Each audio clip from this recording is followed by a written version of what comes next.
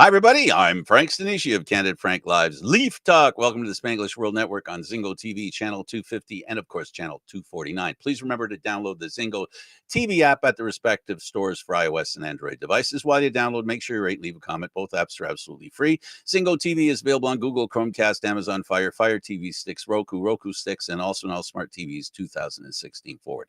Now on Leaf Talk, joining me is, of course, Aaron William Freeland. Aaron, how you doing, boss? Doing well. How are you doing, Frank? Good, good, good. Well, watched that game last night, and it's. I I think this is the first time. I think it's the first time we've seen playing without Matthews while he's playing, and by that I mean he was not a key positive factor. That goal that they scored was after they allowed a goal in 11, was it 11 seconds or something like that, start of the game. And then another goal, that line helped the Leafs be behind 2-0. So this was another game where, and it's specifically the third line has really driven this team. Oh, for sure. I find it interesting that um, when you look at how everything rolled out for the Leafs, they got off to a slow start. They found themselves behind, got the equalizer relatively quickly, but eh, when Sam Steele scored the first goal, 4 minutes and 36 seconds into the game, I was like, this is going to be a long game. This is not going to be a lot of fun.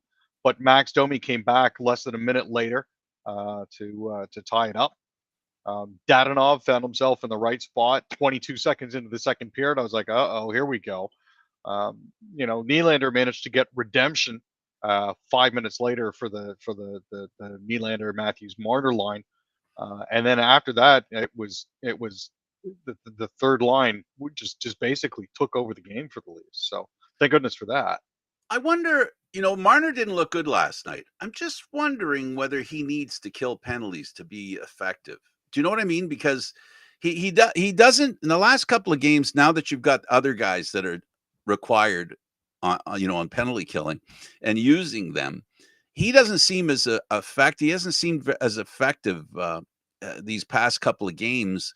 And also, he hasn't been the guy that the go-to guy on penalty killing. And I wonder if those two facts are related. It's possible. In his past 10 games, he's had 1 goal and 12 assists with 21 shots. He's had 3 power play points, and he played 21:59 last night. But that 2 points a game, while nice, does always seem to come, or at least a goodly chunk of them seem to come on the power play. The same goes for William Nylander and Austin Matthews. Willie had 4 power play points, and Austin had 3 power play points. It just seems that to really get rolling, that's where they need to be. So that's a bit of a Line, concern. line matching by this coach, this Leaf coach, um, is very dependent. I say this um, not as a coach, but as a viewer, seems to be dependent on how well the bottom six are playing. His line matchups seem to benefit the Leafs, um, not 5-on-5 with the top lines, but 5-on-5 with the bottom lines. It's amazing how those, the third and fourth line for the Leafs has dominated in two ways: defensively, and the surprise is offensively as well, Aaron. No, and you know what? Having Robertson, McMahon, and Domi all get points last night was a very. I can't. I don't want to overstate it, but at the same time, people have to understand that they need this. They need the secondary scoring. I mean, it's all well and good that in the past 10 games, Tavares has 6 goals and 3 assists. It's all well and good, but at the same time, McMahon has 4 goals and 2 assists. Domi has 2 goals and 1 assist. Nick Robertson has come alive. He's got 3 goals and 2 assists in this past 10 games. The shutdown line of Lorentz, Kampf, and Reeves has been absolutely letter perfect. I am very, very happy about the fact that they've been as effective as they have been on shutting everything down. And throwing up a zero as a fourth line is a good thing. It's not as good as throwing up a zero in net, but that zero in net is very the fact that the fourth line keeps the other line they're up against at zeros offers an opportunity when you have a third line that's finding the net, finding range, and offering an opportunity for the top line. Never mind the second line. We can talk about that line as well. Um, you know, Tavares has been outstanding. He has been.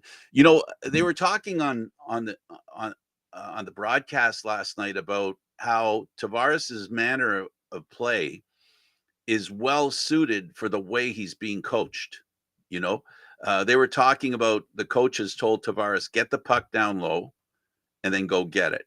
Well, geez, if there's a strength that Tavares has, it's being down low, chasing the puck, and the guys that he has on there. Nice. I mean, are there two players on the Leafs that get the puck simply with brute strength more than them two? I would say no. Also, understatedly, Max Pacioretty laying the body has been something that's been a genuine surprise to me before. I, Oh, I know he's always been a bit of a physical player, but the fact that he dropped the hammer on a couple different guys um, in the past few games has been great. one has to go back to Berkey and talk about what he means when his definition of fix. He doesn't refer to as physical play. He wants you to instigate, initiate, and Pacioretty is definitely initiating some stuff. And on the broadcast, they're talking about one day somebody's going to go and say, "Hey, give him a tap on the shoulder and go." Um, we don't like what you're doing, and now you have to talk to me with your gloves off, and that's bound to happen. But from what they're saying that Pacioretty's ready for that. And Aaron, you know how I felt about the lack of physicality that the Leafs have, and it's never been about winning fights for me. I hope you believe me, and I described that at the time. But they're playing the way I feel you have to play to survive a 16 win you know, tournament, if you will. Because to win the Stanley Cup, you got to win 16 games. And you don't win 16 games without winning the endurance battle. And the endurance battle is all about contact. It's all about, you don't want to be chasing teams, hitting them, right? Because then you wear yourself out. But if you're pretty good at high percentage contact, if you know what I mean, when you go to lay somebody out, you get them. That kind of stuff does wear another team out. And the Leafs now have become a very physically dominant team under their new head coach. Oh, for sure. I mean, you look at the players that they've got now, and the size that they have. Matthews is finally playing like he's 6'3". Matty Nyes is 6'3" all day long. You can't teach that. Pacioretty has been absolutely tenacious. Getting back speedsters like Bobby McMahon, and having David Kampf and Steven Lorentz doing what they do and shut down forwards has been absolutely a critical part of the Leafs' success in the past little while. So, And everything's coming together. and when you have a defense that's big enough to dominate or try to at least dominate physically, the Leaf defense is not one that, as we've seen in the past, one that has to deal with being out physical. Because when defensemen are out physical, that means the puck's going to come loose. And with the Leafs, they have not only do they have some down low in the opposition end, they have some power power forwards in that end. They have defenders that can not necessarily withstand or push away physicality, but move quick enough and can take a hit to make a play to lead the puck out of the zone, to make a pass. And they're willing to take a hit. And even in taking the hit, they're not taking it totally defensively. They're taking it defensively with the offensive thought in mind of passing the puck forward. And that's the big difference with this Leaf team today that I'm seeing, and it's starting to look like that more and more. There's a few hints of it early in the season, but it's starting to develop into that kind of thing where this team is rounding into a playoff team. Well, and the other thing that I think is very important to note here is the Leafs defense in the past 10 games has blocked 77 shots. That's Just the defenseman. That's 7.7 shots a game, which is huge. You go up into the forward stats there. Austin Matthews has 16 blocked shots. John Tavares has 11 blocked shots.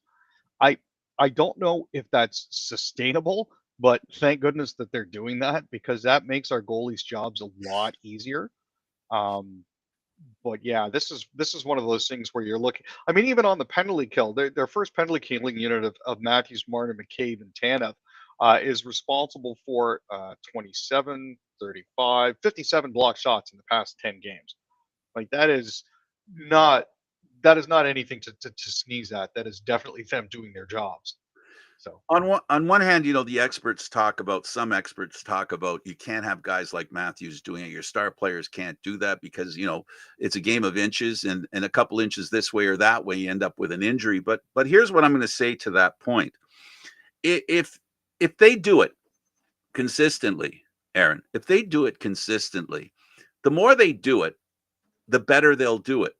And by better, I mean the more they'll be able to do it without getting injured. The more the timing is there for them to do it at the right time, do it in the right way. There's less chance of injuries. If you're only doing it once or twice a game, every 3-4 games, you're not really aware. I think that this is a learned thing, and it's something we've seen in history. We've seen what was his name? Remember Brian Engblom, who had shin pads that were made for blocking shots. They were like wide, right? So he'd yep. put his legs together and lay on the ice, and he'd cover half the net.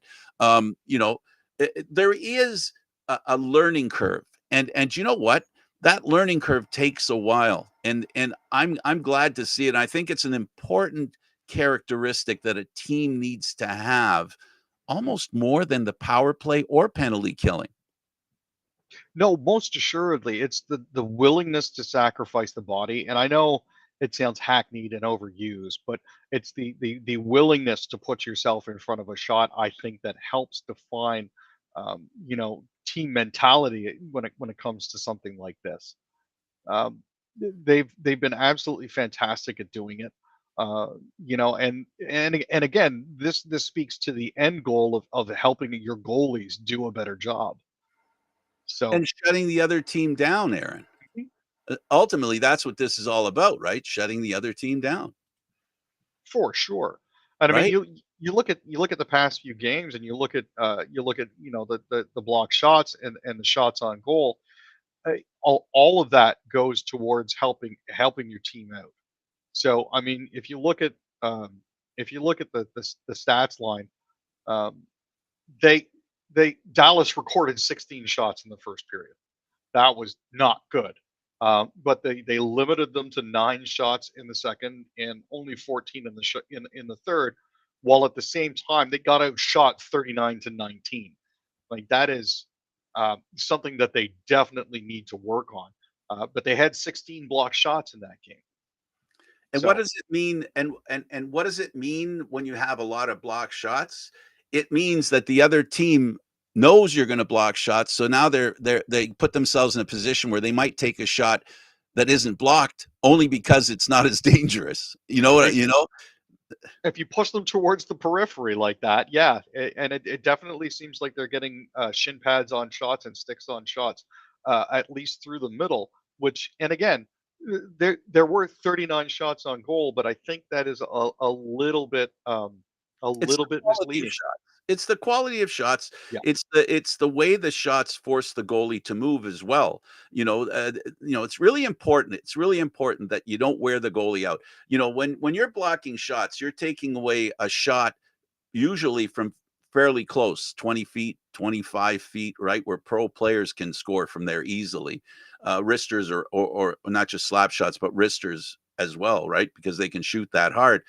If you're blocking those shots, when they take those perimeter shots, the goaltender is just having to cover the angles, and because they're taking them from so far away, the goaltender has an opportunity to steer the puck out of danger. What we're not seeing with this Leaf team and these Leaf goaltenders, and I'm not trying to take away the credit of these, the goaltenders that they've had, how well they've played.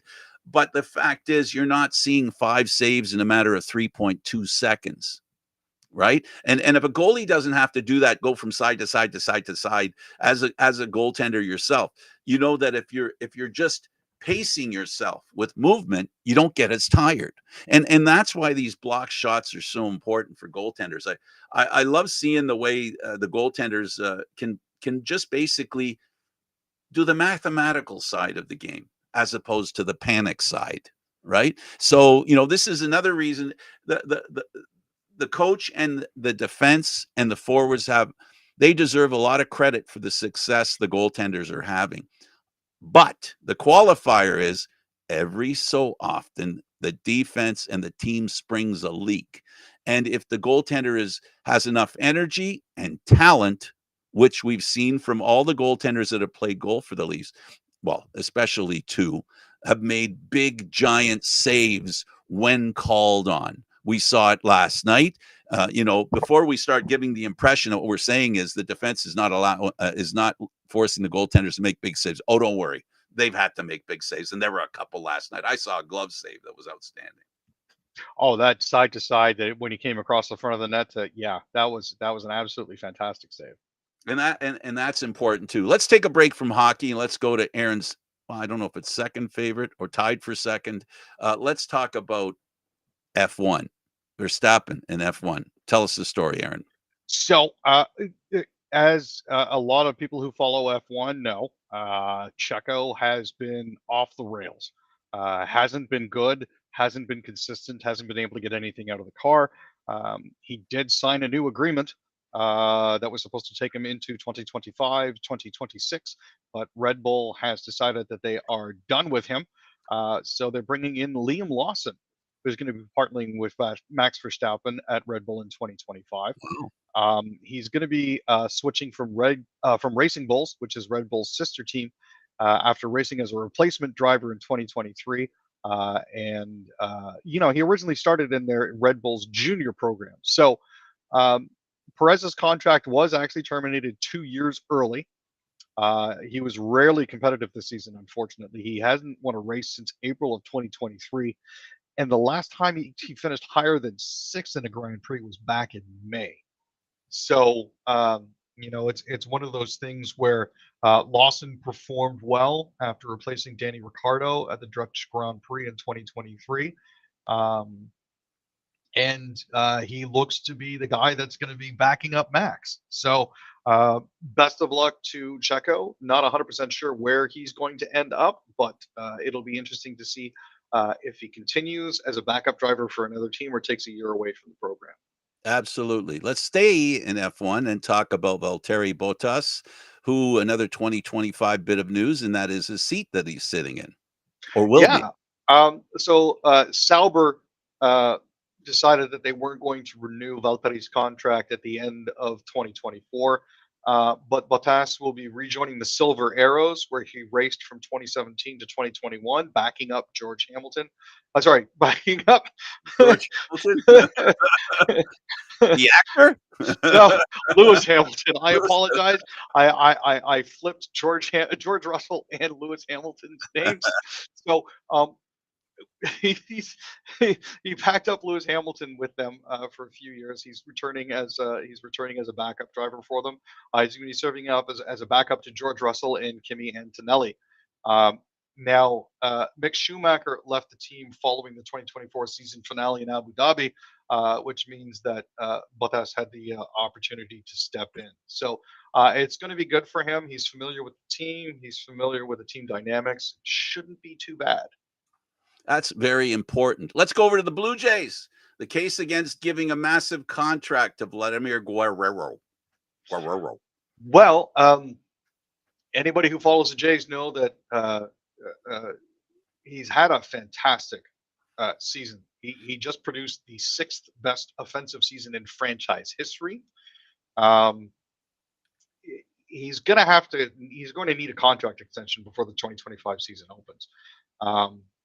Now, the issue that we're having here is, do you give him a lot of money? And by a lot of money, I mean 400 million plus, or do you try to give him less? The player that he's been in 21 and 24 is basically the kind of player he's going to be throughout his prime. He continues to make contributions to the Blue Jays, but you can't measure that strictly by overall metrics. He is the face of the franchise. there is a crisis of consumer confidence right now. If you don't re-sign him, what does that say about the team, right? Ooh, well, baseball doesn't suffer from the same kind of cap that we have in hockey. So, you can spend the ceiling if the Yankees and other teams like the Yankees are the measuring stick, the Jays are a long way from matching those kinds of dollars. But the problem with the Jays is that they're on a budget and they pretty much stick to it. And whatever they give, Guerrero, that affects what they're going to pay everybody else because it's all a sliding scale, right? If Yeah. you buy yourself into the belief that he's the best player, not sorry, best fielder, not player on the team. The pitching's different, and the pay scale is different for pitchers. I see them being forced to pay him big star money because of what you said, and that he is. As much as you want to call it the face of the franchise, I'll call it the guy that stirs the drink offensively. The issue I have is that you know I prefer to measure things as far as success is concerned, and the Jays have not been successful. And is it because he stirs the drink? Is there they brought in other guys that are supposed to be the guy, right? That are supposed to be the guy. We've had a bunch of those contracts in the past 4 or 5 years. They haven't panned out that well. In fact, some of them have gone on to other teams and won a World Series, as we've seen, right? So the for me, it's not about Guerrero. It's about everybody else around him. Who can they bring in to complement him? Because he's a pretty good fielder. He's a really good hitter, but outside, he's not a real good runner. I mean, he runs well for his size, but he's not a really good runner. So there's a lot of things that get you a victory in baseball, and he doesn't provide all the things. So it's really about paying him enough to keep him, but make sure you have enough to complement him with other guys. And that's what I'm more concerned with, Aaron. That I 100% get, and it's an interesting tightrope that they have to walk. So it's one of those things where they can or they can't, but at the same time, it's balance and it's surrounding him with the right players to help him. Absolutely. Let's go back to hockey and the Maple Leafs, and let's talk about that magical line, $35 million worth of magical line. The cap that's over a third of the cap. It's almost it's almost half, Aaron, on one line. And Yeah. we Well, talked a and little bit in the previous segment how they, weren't playing like that kind of line, and then showed us how they could. they have flashes of brilliance. I just think it's a question of more maintaining that brilliance, right? I mean, if you're rolling out Matthews, Marner, and Nylander against anybody, you got to look at them. Up until the last game, they had combined for 83 points in 84 games. Their salaries add up to 35.65 million. But and this is a thing that happens to a lot of kids. You're used to your talent carrying you, but what happens when that's no longer the case? And at this point, it looks like they're starting to learn how to play the right way together, and that's by putting them in different situations. The coach is basically getting them to try to learn how to be the most effective that they can be. So I mean, it's a little bit difficult, no kidding, but um, you know they're 21st in the NHL with 92 goals in 31 games, The, little less than three per game. That is a bit of a tough situation to be in when you've got a line that's $35.6 million. They've got to and be doing a little bit when better. you factor in how effective the line that's on the ice against them is, they're Oh, plus for sure. whether you believe in plus minus or not, because there's a you can poo poo plus minus, you can say it's the best idea since cornflakes. Uh, we can have a debate about it, but the fact is, the plus minus for the top players that the Leafs have is not really impressive. They're not impressive with their ability to score far more than they're scored on while they're on the ice, which we saw an example of last night. Um, the coach, I guess, if I can read between the lines because I'm not in the meetings and I'm not listening to what the coach is telling these players directly, but I'm sure last night there's an ongoing conversation where he's saying, you guys allowing 2 goals without scoring a goal. That's not what you can't do that for us. And he won't say about their salaries and stuff like that, but he will talk to them. I don't think he would anyway. I think he'll talk more about the team needs you to be the kind of players they expect you to be. And they're not all the time. And if you're Marner's, Matthew, and Nylander, when the opponents come to play, who do you think they're concentrating on when they're on the ice? When Marner and Nylander and Matthews are on the ice, you don't think the opposition's ready for them and not figuring out how to basically disengage them from the offense? That's really what they have to learn. They have to power through the defense that's presented them and be more offensively efficient.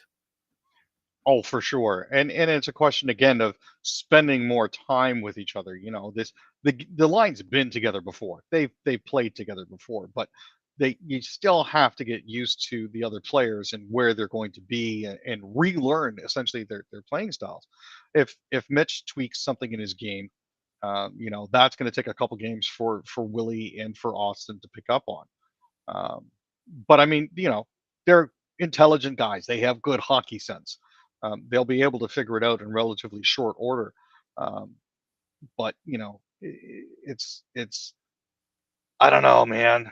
It's sometimes it's just tough. And when you draw the hard matches, especially when you're the visiting team, that gets more difficult because you're more focused on fighting through as opposed to playing your way, which Well, is the other team is playing with the best players they can to negate what that line. exactly.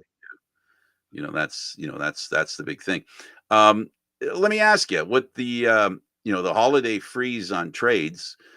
I don't know that the timing's very good because they finally gotten to be healthy. And how do they really know what they want to do? They need to really have a look at this lineup as it's constituted when they have the choice of who's on the ice. They haven't had much of that. So the roster freeze, I think, happens at a time where it doesn't matter to them anyway, because they wouldn't do anything, I don't think, anyway, without having played with these guys and get a real good feel as to what they need to play better, to win more, and to play in a better way that would lead to winning, especially playoff style. Yeah, this is one of those situations where unfortunately the team, uh, like Jello, they haven't quite set yet. We're still in a slightly malleable phase here, where the coach is still trying to fit them into his mold of what he thinks Leaf hockey should be. Um, to I mean, basically, there's the roster freeze is set to take effect in the next 5.5 hours. Um, it starts at the stroke of midnight on December 20th and carries on until December 27th. It's unlikely at this point that the Leafs are going to do anything major, just based on the fact that everything seems to be working ish. Um, If something came, if Brad Treliving and the Leafs were presented with an opportunity that they couldn't say no to, I could see it happening, but they're not initiating. They're right now at this point. I think it's fair to say that they would be trading from a position of strength, and if there's a partner out there for them, it would have to be somebody that's trading from a position of weakness to make a deal now in these last few hours, or even the first few hours after coming back and the roster freeze thawing out. and there's a few pieces out there that they could potentially move. I mean, Matt Benning is still around. He's playing with the Marlies right now. They haven't really found anything for him to do. Um, Connor Timmins and Philippe Myers are another couple of players that could potentially be moved before Good midnight depth tonight. pieces, Aaron. Good depth. Those are the kinds of guys you need in the playoffs. They are, but the question is, does Brad think that he can get something better for them? Like I And said, from a position of strength. yeah, If somebody knocks his socks off and offers something and says, "What do you give me for this guy?" and Trey Living starts with the guys he really doesn't need, how hard is that to say no to and trade something you think you don't need for something that you could use? the other issue is they're only playing around with $663,000 worth of cap space right now. Yeah, They and they need to brought make a Murray money in, money out deal. and So, and they brought Murray back in, and the only yeah, reason Murray's going to get a chance to play is because Stollers is out. exactly. And I mean, and Murray had a good game on Wednesday night. He managed to get a shutout with the Oh, Marlins. yeah, So, you 3 know, nothing they won apparently. yep, And that's a good thing. And he hasn't played in over a year. You know, yeah, and I saw an article and I read an article about some quotes from him and where he was saying, it sounds to me like all he's trying to do is do what he can this year with the balance of this year to set him up for next year's contract. He has a 1-year contract, 850, I think, $1,000 a year, something like that. So he's looking to set himself up for next year. And I'm not sure the quote really gave me the indication that he wasn't really worried about being a Maple Leaf. That wasn't no, he's realized he can read the tea leaves, right? He's saying, well, I can use this organization in this situation right now to establish what I can do next year and as far as earning a contract. I mean, at this point here, he's really just happy to be with the team, and I respect that. Every hockey player wants to be playing, whether it's in the AHL, the ECHL, or with the Maple Leafs. I mean, ideally, most of them would rather be playing up in the show, but Murray's, yeah, as you mentioned, Murray's doing everything he can just to make sure that he's still playing. So, Yeah, absolutely. Let's skip over to the third period. We have a little shortened show today, I'd like to talk a little more about the Leafs at the end of the show from a different perspective. But let's go to the third period and the Habs. And so the Habs have made a trade, Aaron. they have. It's one of those. This is one of those things that Brad was talking about when he did his press availability the other day. When it comes to the roster deadline, and the freeze, they're basically just looking to move around a few minor league parts and a few minor players. They've sent Justin Barron to the Nashville Predators in exchange for Alexandre Carrier. They announced the deal last night, a little more than 24 hours before the NHL's holiday roster freeze. Um, Barron has 13 goals and 18 assists in 116 games with the Habs. He spent his time in Montreal split between the NHL and the Laval Rocket after arriving via trade from the Colorado Avalanche back in 2022. He has 1 goal in 17 NHL games this season. Carrier has 1 goal and 6 assists in 28 games this season. So based on this minor league trade, the Habs are already up 6 points. Carrier, however, is on the slightly older side. He's 28 years old. He's had 11 goals and 58 assists in 248 games in Nashville. Sorry, 245 games in Nashville. The Preds selected him in the fourth round, 115th overall in 2015. He is he goes from the other trade is he went from being Carrier to Carrier, Exactly. right? French Canadian kid going home. Must be a proud moment for him and his family. A big deal. Good for him. Good for his family and his experience and age. I think is a message. This trade is a message to the rest of the team that bringing Line in and having Line help that power play immensely has really blown some wind into the sails of the Montreal Canadiens' hope to make the playoffs. They're not out of it. They're not out of the playoff race. They're in the same situation a lot of teams have had to be in hoping to play very consistently and garner a lot of points that they didn't garner early in the season to make some noise and try to make it in the playoffs. This is a trade, in my opinion, that Montreal is stating to that locker room, hey guys, let's see if we can do this. We'll give you an extra piece that maybe will help you to be more consistent. We've added some scoring up front. We didn't make a trade. It was the trade that didn't make, but it was like a trade, bringing Line in finally and doing what he's doing, help their defense a little bit. The Montreal Canadiens are a very proud organization, and this trade was made to try and feed that pride. Oh, 100%. The other thing that you have to remember is even with this trade, the Habs are still bad. So, at the Well, end of the day, if they can instill a little more confidence into their players by sticking with what they've got, then and it continues to work, then by all means, I think they should absolutely go for it. But um, you know, yeah, give and take, push and here's, pull. here's how I'll agree with you and both agree and disagree with you. My agreement is that yes, bad because the Bruins have straightened themselves out and the Senators have straightened themselves out. So the perception of what Montreal has to do has become more drastic. You know, if the Bruins were the Bruins before they got rid of their coach, and the Senators were the Senators before they found their goaltender, this move by Montreal would be far more effective. But now what they've got is they've got to get past the Bruins and the Senators, and if the Bruins get better, then maybe the Leafs and Tampa, whatever, right? But the point is, there's five teams in the Atlantic Division that are covering the three positions, 1, 2, 3 in that division, and the two wild cards right now. So Montreal has to kick one of them out to get into the wild card as well. So it's not a question of being better than anybody in the other division. They've got to overcome the five in their division that are dominating the playoff position.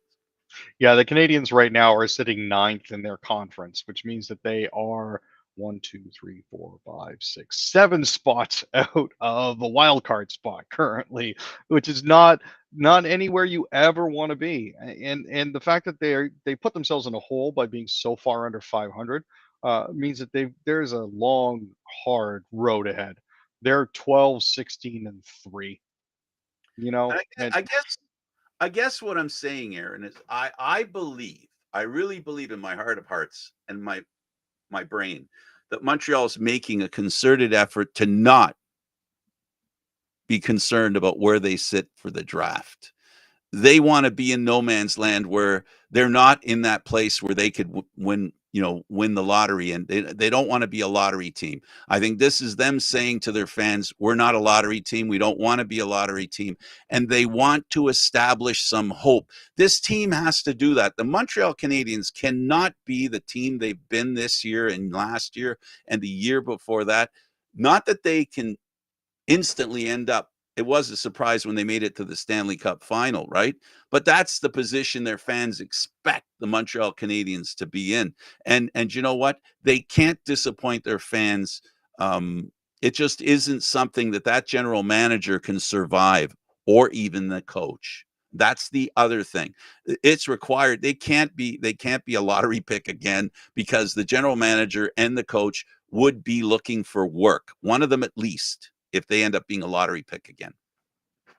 now the thing that I find most interesting in all of this is every team, excuse me, every team except for Buffalo Am I has boring you? has been on a winning streak lately.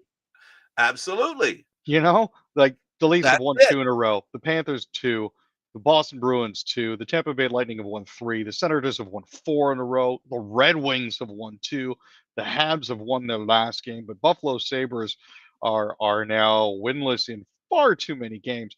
They're But the when only you look at the league standings, first place in our division is still sixth overall. exactly.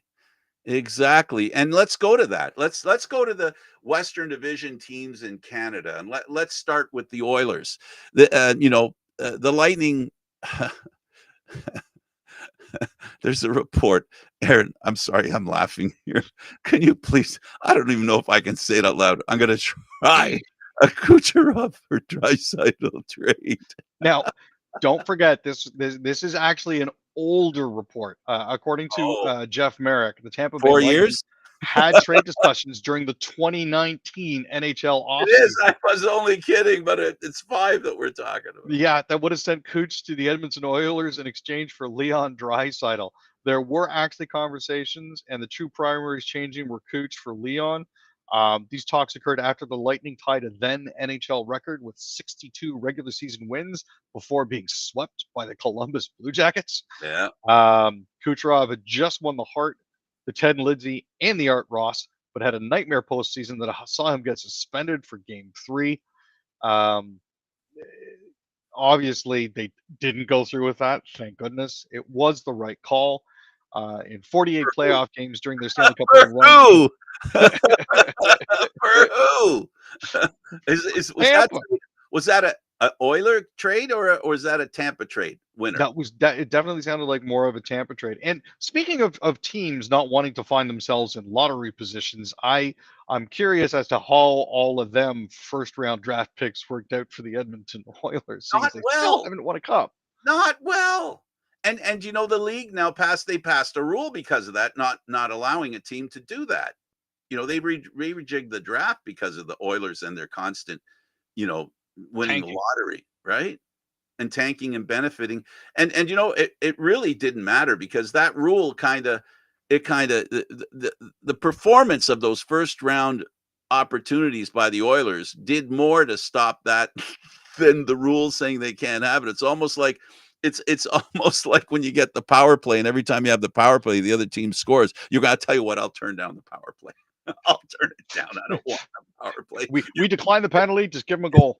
Let's play 5-on-5. We don't really like the idea of having a power play. And that's essentially what happened to them. Okay, enough about Edmonton. Let's move on to the Jets. And this is the team that, Canada's hoping and waiting for an opportunity. If you're a proud Canadian and you're a Canadian hockey fan, not a Leaf fan that hates everybody else, not a Jets fan that hates everybody else, not an Oilers fan that hates the Calgary Flames. But if you're a Canadian hockey fan and you'd like to see, like I am, a Canadian team win the championship, the Jets are really the team that has played from the beginning of the season with the team that can accomplish that goal. This game, and where are they at right now, Aaron? Well, they're 23-10-1 with 47 points, currently sitting on top of the NHL standings, so that's a good thing. The unfortunate thing is Troy Terry scored with 24 seconds left, and there wasn't enough time for Winnipeg to come back from that. Frankie Vetrano actually scored his second goal with 4:46 left. The Ducks have now won back-to-back games for the first time since November 19th of this year. This is also the first time they've won in regulation in 3 weeks. Like that is oof, a tough row to hoe. And how about the hockey club? They beat the Canucks. Yeah, this was one of those things where it looks like Utah was trying to get a little bit serious about it when they acquired Sergachev. He scored 4:48 into overtime, 12 seconds left to lift the Utah Hockey Club to a 3-2 win over the Canucks on Wednesday. Clayton Keller and Dylan Gunther scored for Utah in the third period to force overtime. Carl Vomilka had 24 saves. Danton Heinen and Dakota Joshua scored for the Canucks, and Patrick Demko stopped 28. Quinn Hughes had assists on both goals. Utah is now on a 3-game winning streak. The Canucks are now in a 4-way tie on points for first place in the Pacific Division, along with the Edmonton Oilers, Los Angeles Kings, and Vegas Golden Knights. It is a logjam. And I talked about wanting to talk about the Western Division Canadian teams. They're all in the playoff hunt, every one of them. Oh, 100%. I mean, you look at the wild card standings right now, and in the Western Conference, excuse me, it's Winnipeg, Edmonton, and Vancouver and Calgary are the wild cards. So the Leafs are doing their bit to hold up their end of the bargain. The only other Canadian team in the East that's currently in a playoff position are the Senators, who are in the second wild card spot. So Yeah, no, they're the Senators are, Montreal's the only team that in Canada that's not performing in a way to help Canadian hockey fans believe that this could be the year that a Canadian team wins the Stanley Cup. Now, having said that, when I said the Jets were the team with the most chance, I'm only saying that because they're the team at this point that have played better than the rest. But we've seen in spurts, we've seen all the Canadian teams, even Calgary, show signs of being able to win consistently.